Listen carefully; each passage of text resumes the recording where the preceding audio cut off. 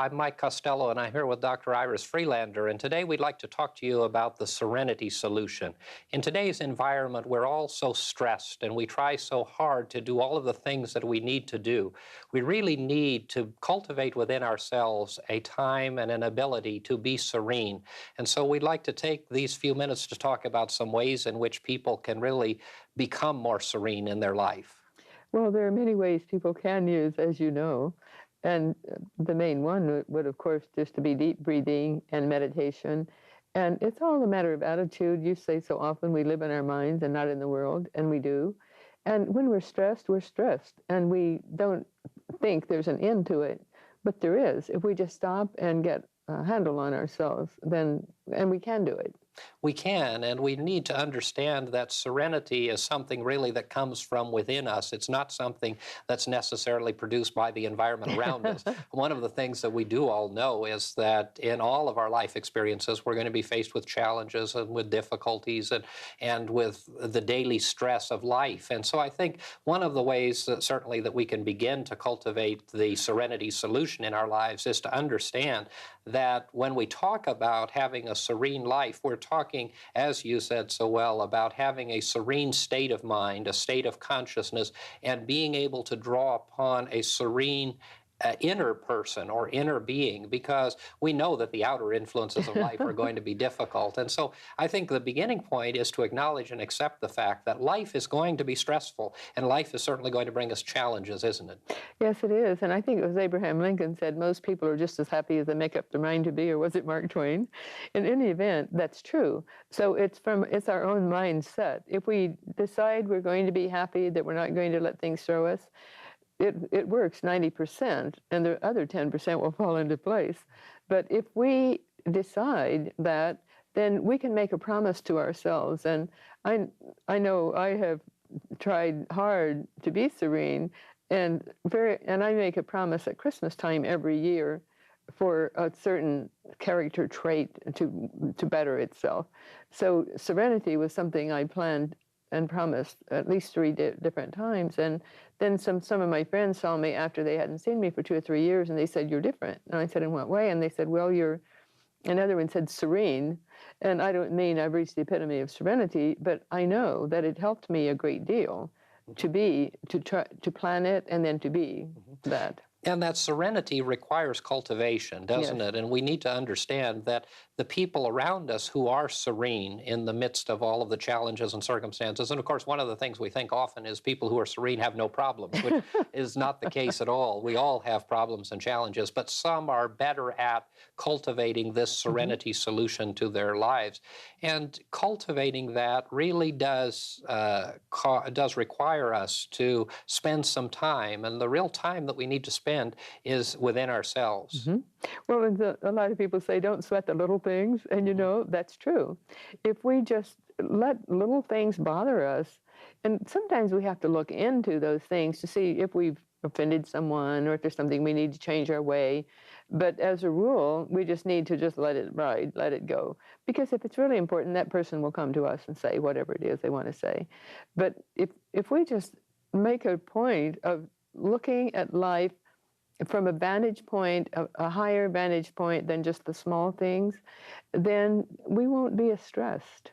And that's an important concept, to allow our consciousness or our thought process to rise above the circumstance and situation. And an important issue is not to deny that the difficulties exist in our life, because when we're faced with a difficulty, we're faced with it. Yeah. If we have financial challenges, or if we have a change in job, or if we have a conflict in our home life, whatever it is that brings stress and difficulty into our lives, those are real things, and they're real in the physical sense. But we know that by cultivating an attitude of serenity in mind and spirit, we can then deal with those things in a far different way. Exactly, and those things are inevitable. It's inevitable that we have problems in our lives.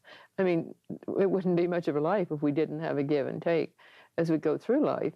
And so we know that we're going to have them. And if we accept the fact that, yes, we are going to have problems in our life, but yes, we can deal with them in a reasonable, constructive way.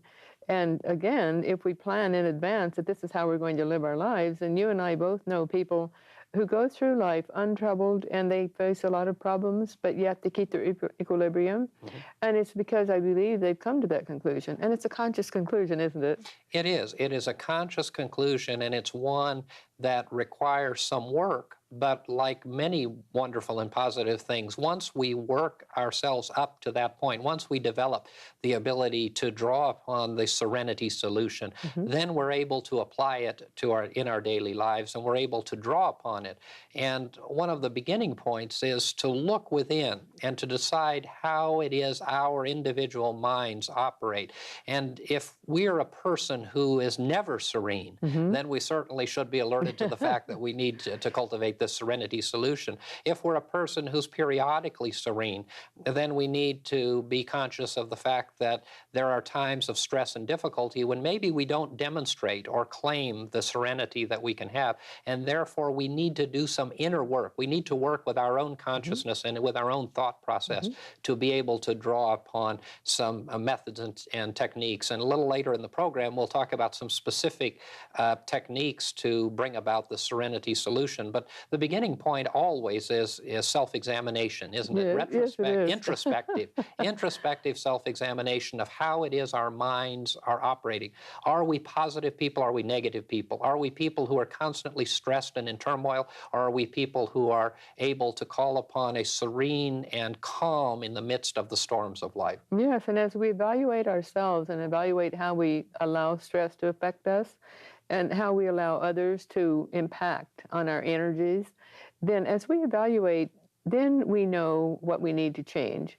And if we're wise, we will change it. Absolutely. And you just touched upon one of the very major causes of our lack of serenity, and that is the expectations that we have of others. And of course, the expectations that we have of ourselves as well. And so we need to really understand that when we have unrealistic expectations, if we're a parent and we expect our children to be perfect all the time, Yes. then that is going to set up within our consciousness an opportunity for defeating our serenity, because we know that difficulties are going to come. But in the midst of those difficulties, we can call upon a serene consciousness to deal with them. And so it's an issue of mind. It's an Yeah. issue of living within our minds. It's, I was reading something in the paper today about a woman. A lady had written a little vignette about her. She had taken her 2-year-old daughter to the pediatrician, and the daughter wanted some sweets of some kind, sugar, or candy, or ice cream, and donuts. And the woman said, "No, you can't have it." And that child, she's 2 years old. They got on the bus, and she was screaming at the top of her lungs, "I want to go home!" And she was just screaming that. And one other thing, and so the bus driver thought the lady had kidnapped that child, and he stopped where there was 2 policemen, and the policeman came in and took the child, and the woman had to prove she was that child's mother. And in a sense, that is a wonderful thing, that if this child had been kidnapped, then it would have stopped right there. But the point is, that lady was saying that all her family and friends, when she told them about it, said, I notice you haven't said that you've said anything. And she says, I didn't, I was speechless. And normally she's very loquacious, but she wasn't exactly serene, but she took the course of being quiet. And sometimes that can work for us. Just creating an argument is going to create more stress. So we can often be very quiet and let things just pass, and they will then pass forever. Or if we know something needs to be dealt with, then deal with it head on. But we always have to evaluate, instead of just jumping into a fray in a very loquacious way, then to evaluate what the other person is thinking and where they're coming from. And we need to do that because then it keeps us from being judgmental, for one thing, doesn't it? It does, absolutely. And it keeps us from becoming a part of that cycle. Yes. And of course, one of the things that the Serenity Solution offers to us is that we can break that cycle. We can break the cycle of negativity. We can break the cycle of stress. We can break the cycle of difficulty and of challenge. And we can be in the midst of wherever we are and draw upon this calm reasoning effect, and then our minds are able to guide us and direct us.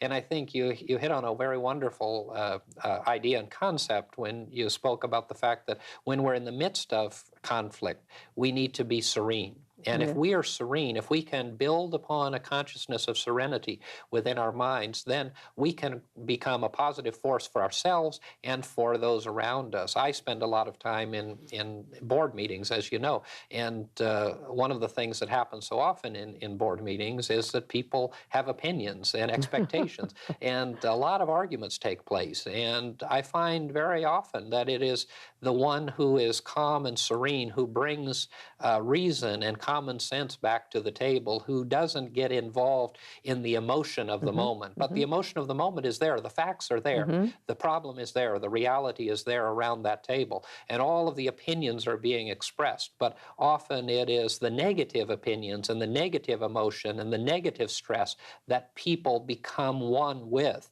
Yes. And yet, in the midst of that, if we're able to become calm and serene and then come back to the problem or to the question at hand from a position and point of serenity, we're able to offer a lot to ourselves and to those around us. Yes, and we know that everything is energy, and the body, our body has 12 meridians, and that's the energy force field around the body. And so it just is reasonable that when we are angry or shooting out with abstract energy, then we're getting our own force field out of kilter. And when we stay calm and serene, then our force field stays compact and serves us well. And so if we realize what we're doing to ourselves, then we're more apt to stay serene and calm. And as we do that, it has a positive effect on our physical body as Yes. well as our mental bodies, doesn't it? Yes, it does. And it also has an effect on the other people around us, because if we're not shooting out energy and violent words, then they're not going to, they don't have anything to feed on.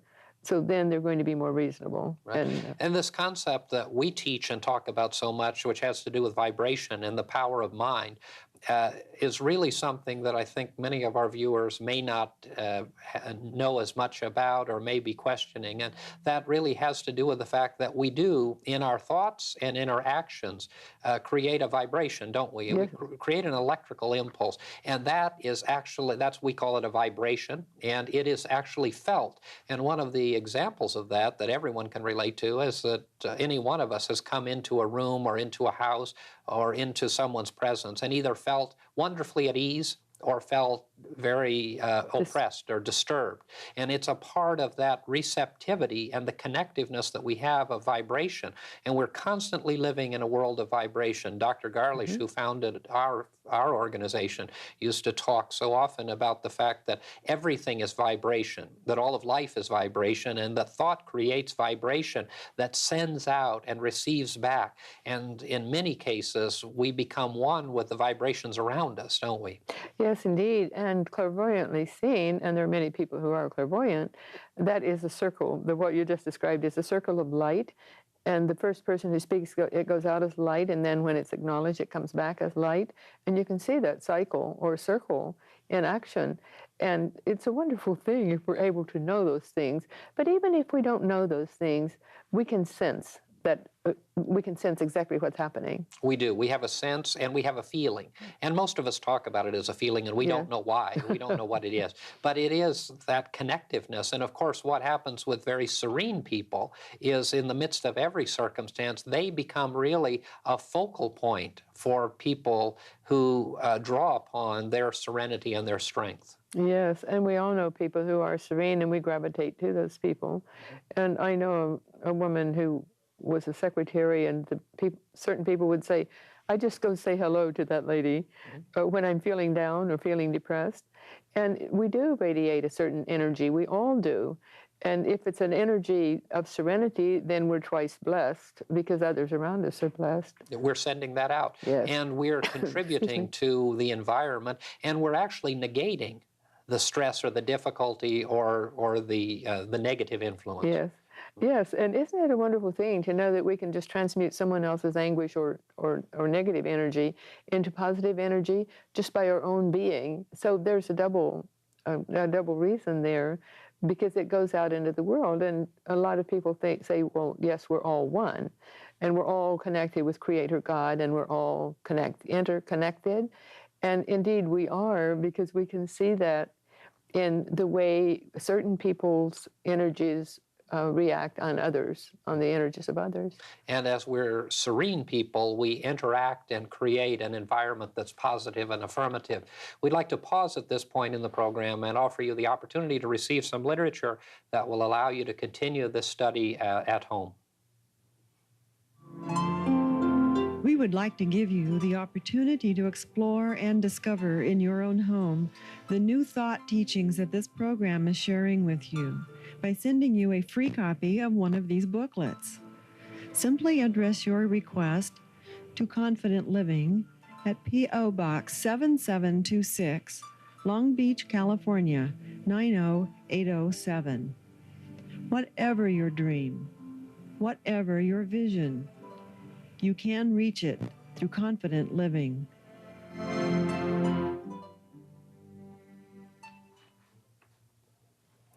In the time that we have left, we'll talk for the next few minutes about ways in which we can cultivate the Serenity Solution.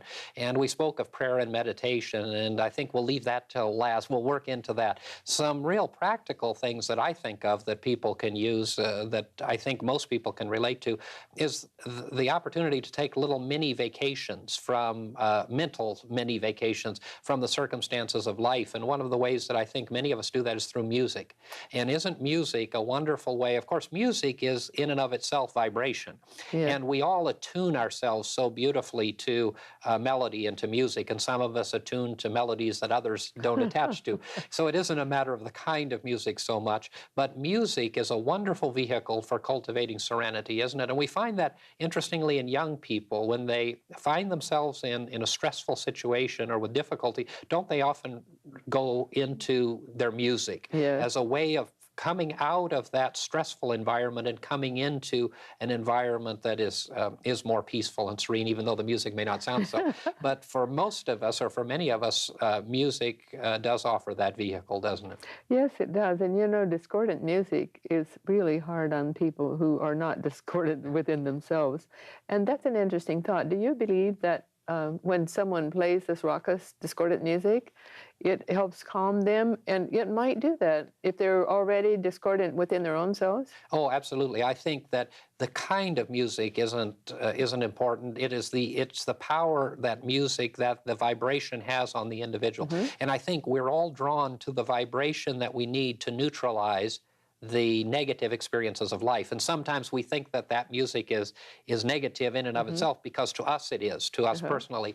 But when we think of what it's able to do, and when you think about, again, to young people, and for those of us who aren't so young, it's hard sometimes to understand the music that young people are attracted to. But it's true of all different age groups and different nationalities and cultures. We're all drawn to different kinds of music. If we think about the music of the East and the West, for instance, and I'm thinking of music from, say, Japan, which may not be as attractive to the Western ear, but is extremely attractive to an Eastern ear. So we're drawn to whatever type of music attracts us. But the wonderful thing of the music is that it takes us out of the situation, and it brings to us a calming effect. And even the kind of music that doesn't seem to be calming is in fact calming. And I think that has to do with the need of our vibration, the vibration that we're experiencing, being one with the vibration of music, which takes us into a different level.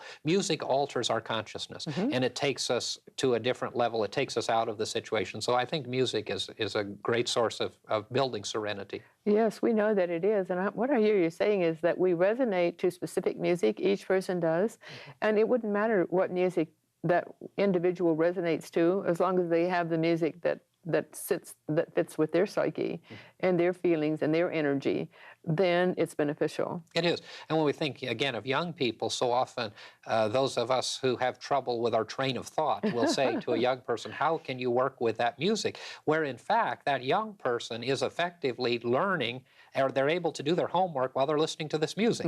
And the music is creating for them a vibration that is altering their state of consciousness. And they are attracted to that music because it is meeting their point of need. And I think we have a real a duty to understand and to be non-judgmental about the fact that the power of music is positive and that music is good. And it's another opportunity to take these little mini vacations out of the situation. And of course, reading is another, and television can be as another, but we need to really be cautious that the mini vacations that we're taking to cultivate serenity aren't really a means of escape from the reality of the circumstance and situation. And when we take these little mini vacations, if we go and we read, or we go and we listen to music, or we go and we walk, or we go and we exercise, we go and we watch television, that these are brief periods away from the circumstance that allow us to calm ourselves, to relax, and then we need to come back. But we also need to be cautious of the fact that if we're moving into the realm of negative vacations, then if we're drinking alcohol, for instance, or smoking, or eating excessively, or watching television excessively, or doing anything in excess, then we're actually using it as an escape mechanism. And it's not an escape mechanism that we need. It is instead a brief respite from the environment to allow us to come to a point of serenity,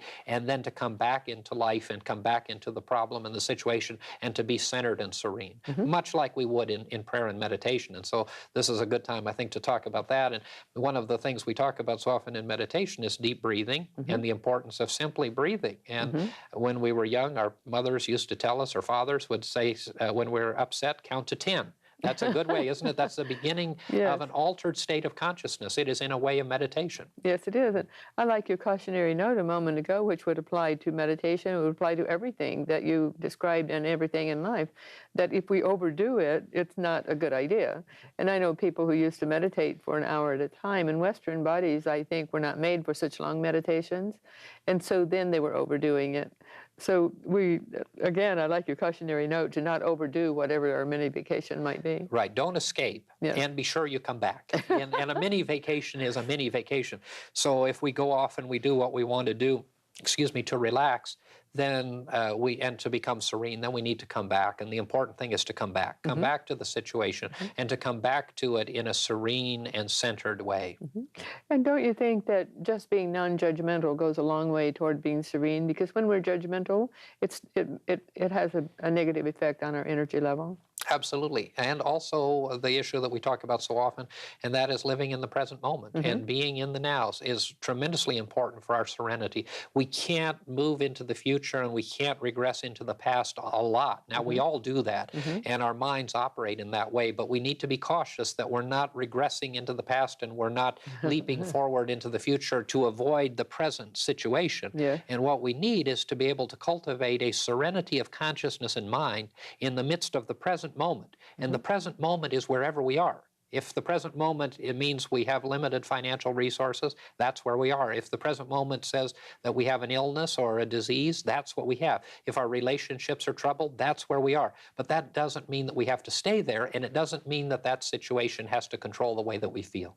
Because if we stay in control of our own emotions, of our own lives, then we will be serene.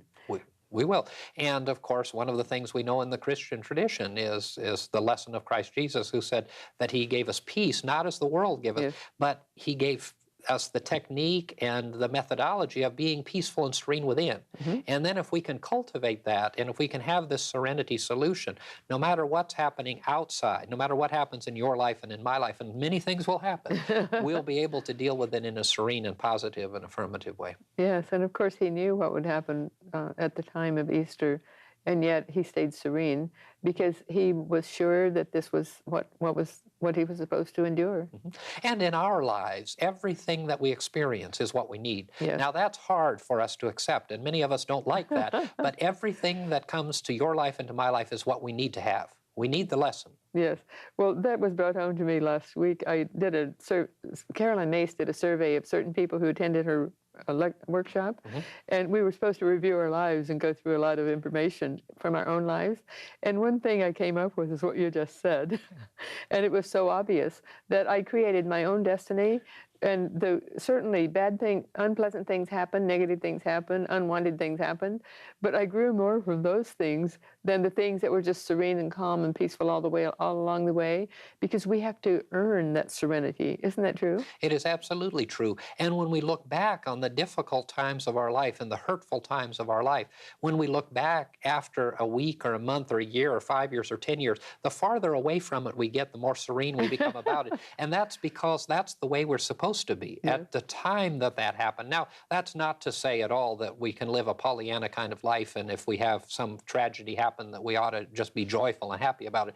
But it does mean that we can build within ourselves a sense of serenity that can come out of the experience. And so in every challenge that we have, there's a lesson to be learned. And as we look back on the fact that, look what I've done, look how strong I've been to be able to deal with these situations, when in so many cases we believe at the time we can't deal with it. Yes, we think we can't, but we always can. And faith is what holds us true to the course, isn't it? It is. Faith in ourselves, and faith in the fact that there is a divine and ever-present power, whatever we choose to call it. Yes. And it has, as we say so often, nothing to do with our faith tradition or church. It has to do with what's in our heart. Within us. And the understanding and realization that there's a way through every circumstance and situation of life, and that we are given the resources, and the magnificent resource that we're given is the power of our mind and the way that we can think about circumstances and situations. Mm-hmm. Yes, and if we have faith, we will know that whatever happens is happening for the best. And even though we might not understand it, we can still have the faith which undergirds us with a certain serenity. Isn't that true? Absolutely. And that faith gives us serenity to deal with circumstances and situations. And that term that you used is so beautiful, that it undergirds us. And we need that sense of undergirding, and because then we're strengthened and we're empowered and we're able to deal with the circumstances and situations of life.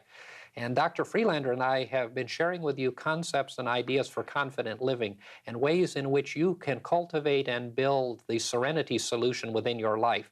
We hope that you found this information useful, and we look forward to seeing you next time. This program is a community outreach of Christ Church. Dr. Mike Costello speaks each Sunday morning at 11 a.m., and Dr. Iris Freelander speaks on Wednesday evenings at 7 p.m. at the church. On Sunday evenings at 6 p.m., there is a meditation and healing service. Come and join us. You will be warmly welcomed.